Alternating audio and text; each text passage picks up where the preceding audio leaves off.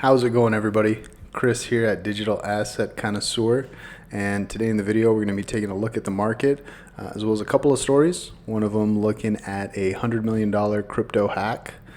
The second one is taking a look at celebrities using kind of their NFT avatars.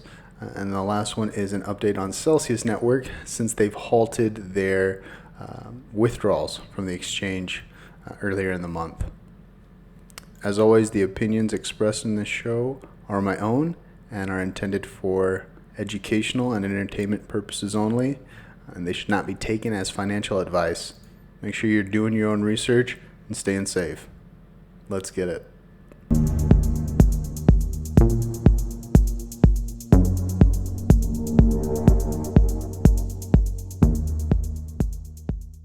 All right, taking a look at the market. Market cap is up a little bit.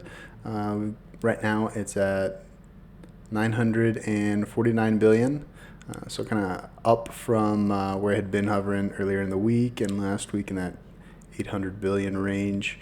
As we look at some of the individual prices, we got Bitcoin at 21,260.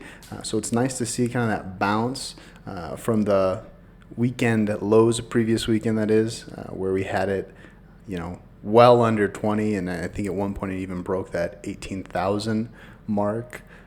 Looking at Ethereum, $1,200 right now, and again, kind of a lot of things following Bitcoin right now on the charts. It's going up. I think it went as low as maybe 900, maybe even lower over the weekend. I have to check, but definitely a good time to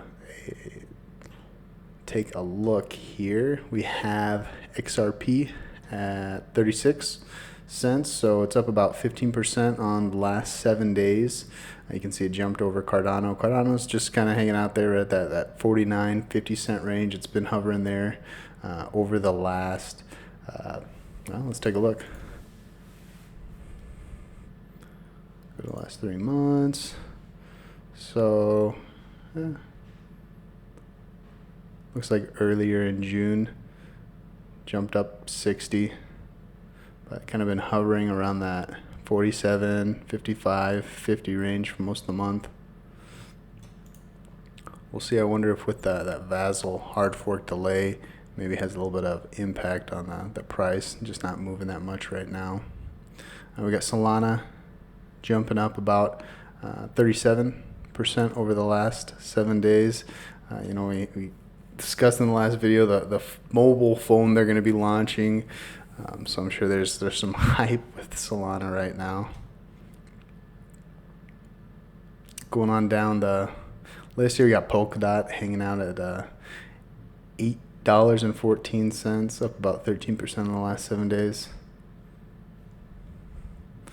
All right, let's go ahead and jump into the stories for today. So the first one, we're looking at an actual thread from Harmony, which is kind of that Harmony One blockchain. This is the one that had the $100 million hack.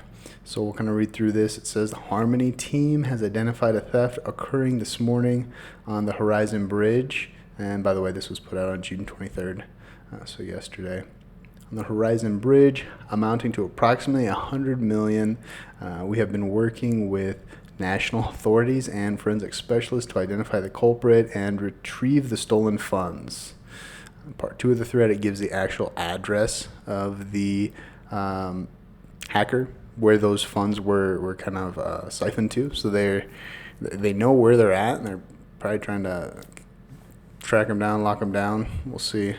Part 3, note this does not impact the trustless BTC bridge. Its funds and assets stored on decentralized vaults are safe at this time. We have also notified the exchanges and stopped Horizon Bridges to prevent any further transactions. The team is all hands on deck as the investigation continues. We'll keep everyone up to date as we investigate this further and obtain more information. So it's good to see that they kind of have at least the address of where the funds were siphoned to. I know sometimes in the past they've been able to kind of blacklist those addresses, prevent them from trading on, taking those funds and putting them on a major exchange. and trying to sell them. So we'll have to see what they're able to do, if they're able to get those funds back or not. This is from the Cointelegraph. Again, just kind of looking at a little more details of this Harmony One bridge hack. So they say here some of the assets that were actually taken through this bridge were FRAX,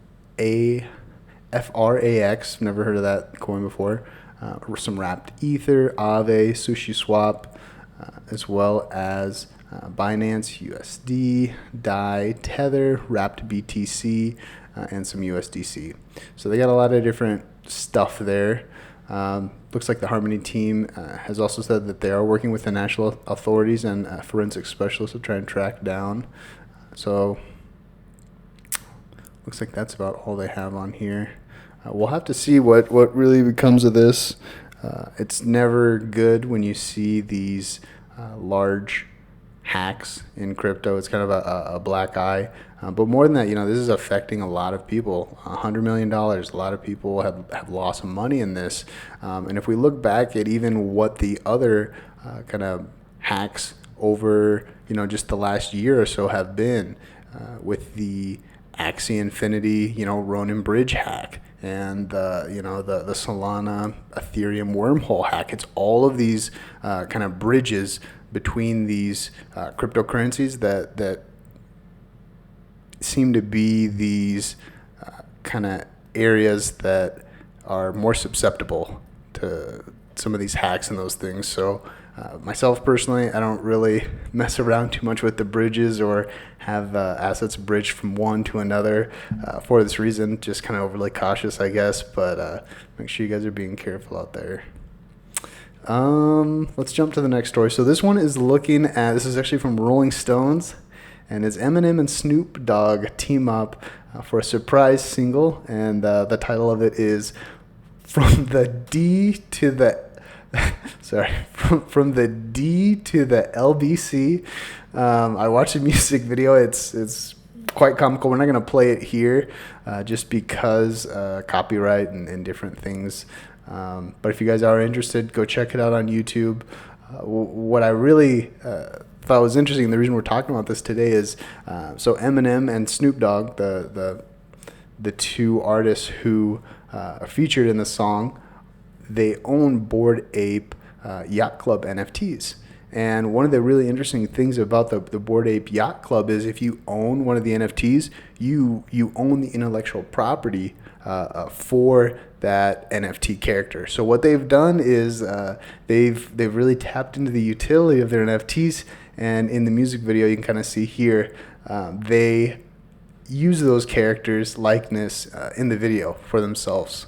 So it's very interesting, and knowing that Snoop Dogg also has a collaboration with the CNFT project Clay Nation, along with his son, Champ Medici, I think is the Twitter handle he goes by.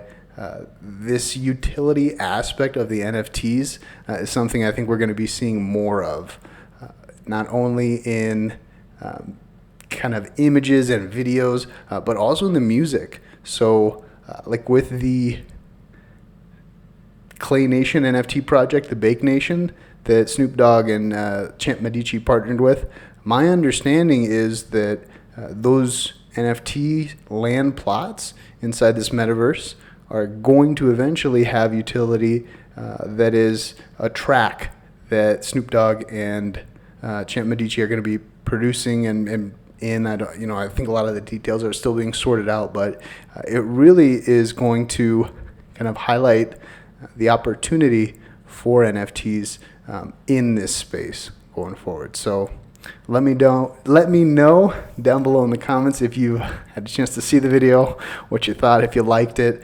And the last story we're going to take a look at today is, this one's from the Cointelegraph. So this is looking at the Celsius network, and the Celsius network is, for those that aren't aware or maybe haven't used it before, it is a custodial kind of staking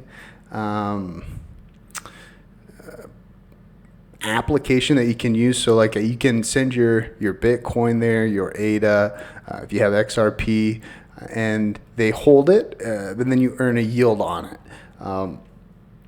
There's a lot of different apps and companies that are doing this. I'm thinking of BlockFi.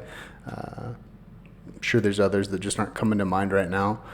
But what's interesting is they're giving you a yield. And so one of the questions I think we always have to ask is, how are they producing that yield, right? They're holding my Bitcoin, but the Bitcoin itself doesn't produce yield, right? It's the mining, the proof of work aspect that produces yield when someone is mining Bitcoin. So how are they getting this yield? And even myself, I think sometimes when we see these, hey, we'll get 5% back, whatever, you just kind of roll with it and you're like, oh, hey, it sounds good. But one of the important questions is, how are they producing that yield? And so with the recent news of Celsius Network not only